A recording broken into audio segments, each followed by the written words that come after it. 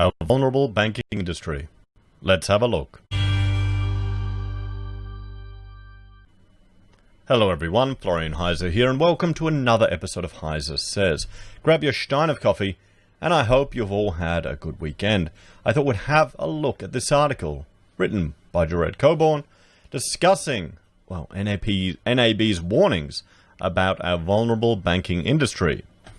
Let's have a look. So, Sydney's COVID-19 outbreak highlights the banking industry is still vulnerable to the pandemic. Well, I'd say the entire nation is still vulnerable to it, and the economy in particular, considering the preferred methodology for mitigating this virus seems to be shut down.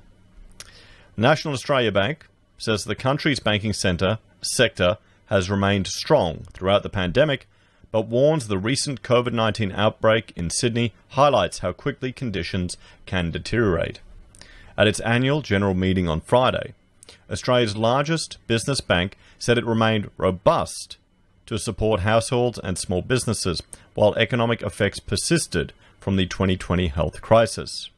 NAB Chair Philip Cornican, in his opening address, said the bank remained a safe investment for shareholders and will prioritise its future share price despite the pandemic wounding NAB's 2020 financial year performance.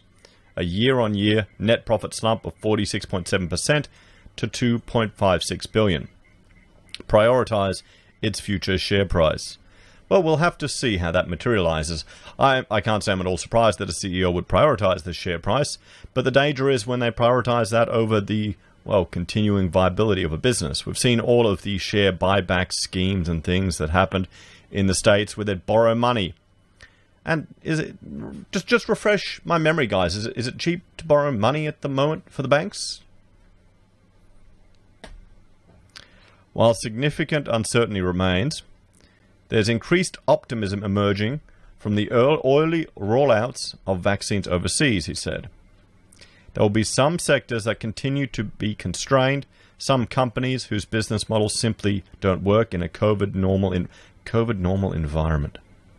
Again with that. And some households who will remain under concerning financial stress. We're in a recession. Some households are going to be forced to sell. Some people are not going to get a job back. But this COVID normal, what's going on with that? We've got to address that. Why are we hearing that again and again and again? He also noted NAB had become the second largest bank in terms of market capitalization, surpassing Westpac, whose share price has been battered by both the pandemic and its 2019 money laundering scandal. Isn't this great? All these wonderful organizations which are, in the top 10 market cap of Australia, four of them are banks, or the big four. Then you've got the other banks. Wow, yeah. We're apparently the innovation nation. Remember that? Do they ever roll that out anymore? Or am I just showing my age? The innovation nation. What a joke. What a utter joke. There you go. Well, we'll compare you to Westpac since you're so proud of beating a bank who was, shocking money laundering scandal. Remember that? The bank also reaffirmed its simplification overhaul, confirming the sale of its wealth business, MLC, to IOOF would be finalised by the mid of 2021. NAB said it was the last major structural change that would occur in the near future. NAB Chief Executive Ross McEwen warned revenue headwinds. It's almost, we hear that almost as much as COVID normal and strong and robust property market. These are all the sound bites that are coming in Australia. It's our way. It's our way. Headwinds, economic headwinds, bridge to the future. Strong and robust housing. NAB said it was the last. I've already read that. Warned revenue headwinds would endure while the bank incurred low credit growth and the ultra-low interest rate environment remained in place for the next few years. NAB intends to spend $1.3 billion in the next financial year to build, improve, and simplify systems implemented in the bank's organizational structure. The bank noted the growth opportunities in its core divisions, NAB, BNZ, Bank of New Zealand, and its digital-only service, UBank.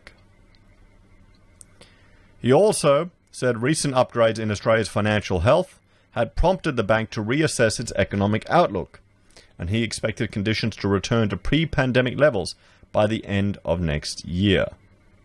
We now think the economy will be back to 2019 growth levels by the end of 2021, Mr. McEwen said in his opening address.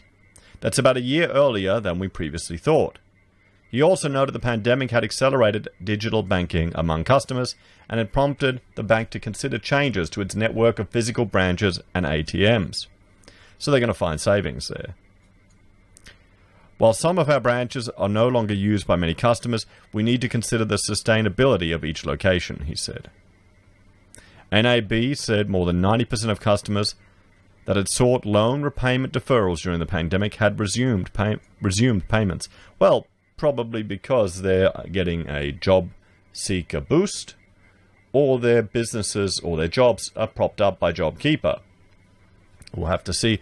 We can't really tell what's happening with the economy until the stimulus is removed, until the government removes these support mechanisms. Then we'll see. It's going to be interesting, guys, when these trading while insolvent, provisions change next year. At the pandemic's height, NAB deferred more than $60 billion in loans. NAB's board also used its AGM to reaffirm commitments to climate change, which by 2021 is to have a net zero emission stance within its lending portfolio. Are you kidding? There you go. This is the problem. You're going to have projects which are completely viable and cost effective, but won't be able to get finance. And that's how they push it, everyone.